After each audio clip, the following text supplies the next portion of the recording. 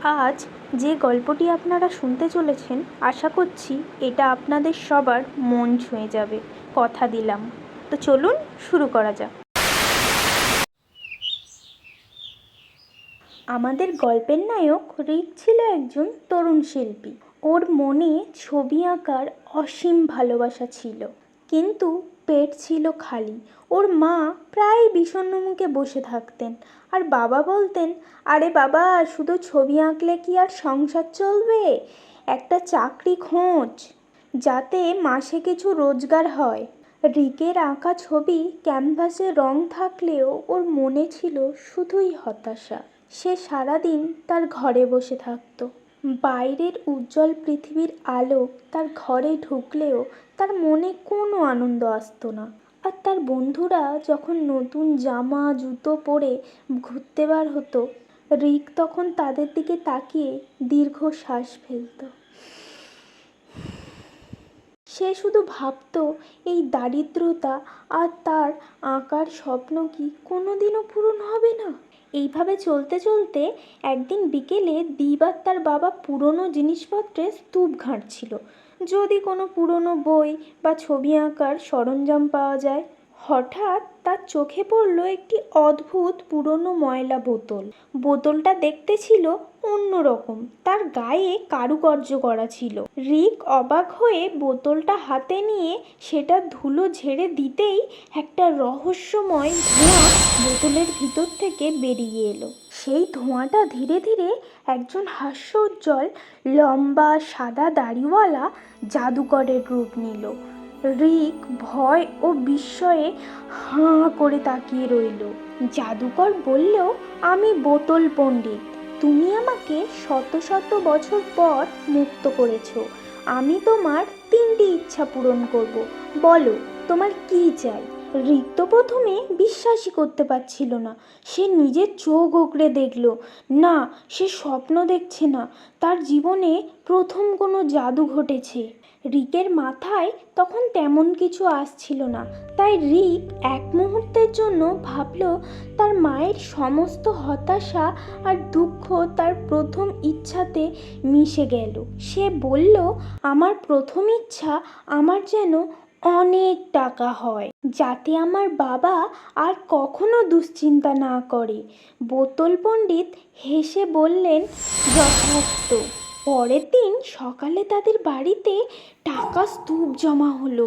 টাকা পেয়ে রিক তার দ্বিতীয় ইচ্ছা জানালো, আমি চাই আমার নিজের একটি বিশাল ছবি আঁকার স্টুডিও হোক, যেখানে সব ধরনের দামি জিনিস থাকবে। বোতল পণ্ডিত আবারও হাসলেন আর তার দ্বিতীয় ইচ্ছা পূরণ করলেন। দীপ তার নতুন স্টুডিওতে দিন রাত ছবি আঁকত, কিন্তু তার মনটা কেমন জানি খালি খালি লাগতো।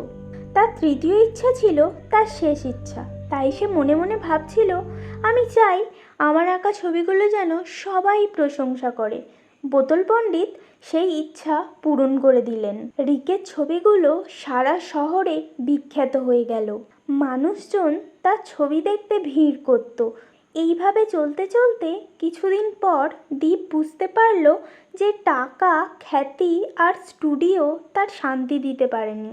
তার আঁকা ছবিগুলো ছিল খুবই সুন্দর, কিন্তু সেগুলোতে প্রাণের অভাব ছিল। সে দেখল তার বাবা মা এখন আর আগের মতো একসঙ্গে বসে গল্প করে না, কারণ তাদের জীবন এখন কেবল টাকা কড়ি নিয়েই ব্যস্ত। তাদের মাঝে সেই পুরনো হাসিটি আর নেই। রিক উপলব্ধি করলো যে সে সব পেয়েছে, কিন্তু তার সবচেয়ে মূল্যবান জিনিস, অর্থাৎ তার পরিবারের সেই পুরনো ভালোবাসা আর তার নিজের মনের শান্তি, তা হারিয়ে গেছে। এই উপলব্ধি তাকে কষ্ট দিল। সে আবার বোতল পণ্ডিতকে ডাকলো। পণ্ডিত হাসি মুখে তার সামনে এলো। রিক বলল, পণ্ডিত মশাই, আপনি আমার সব ইচ্ছা পূরণ করেছেন, কিন্তু আমার মনে কোনো শান্তি নেই। আমার মনে হয় আমি জীবনের আসল আনন্দটাই ফেলে এসেছি। রিকের এই কথা শুনে বোতল পণ্ডিত গম্ভীর হলেন। তিনি বললেন, জীবন একটা বোতল নয় রিক, আর এর ভেতরে সুখ বা আনন্দ কেনা যায় না। জীবনে আসল জাদুটা না তোমার ভিতরেই একটি শান্তি, যা ভালোবাসা আর ত্যাগ দিয়ে তৈরি হয় না। তোমার বাবা মায়ের মুখের হাসি, পাখিদের গান, একটি সূর্যাস্ত, এগুলোই হলো জীবনের সত্যিকারের সম্পদ। এগুলো কোনো জাদু দিয়ে পাওয়া যায় না, এগুলোকে মন থেকে অনুভব করতে হয়। বোতল পণ্ডিতের এইসব কথা শুনে রিক বোতল পণ্ডিতের কথা বুঝতে পারল।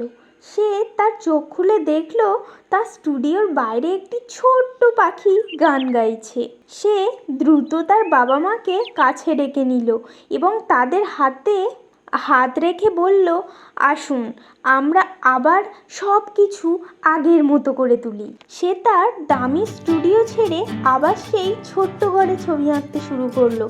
এবার তার ছবিতে নতুন প্রাণ দেখা গেল, যা তার মন থেকে আসছিল। তার আঁকা ছবিতে এবার ছিল প্রাকৃতিক রং, তার বাবা মায়ের হাসি আর জীবনের প্রতি তার নতুন ভালোবাসা। বোতল পণ্ডিত অদৃশ্য হয়ে গেল, কিন্তু রিক বুঝতে পারল যে তার জীবনের আসল জাদু লুকিয়ে আছে তার নিজের ভেতরেই।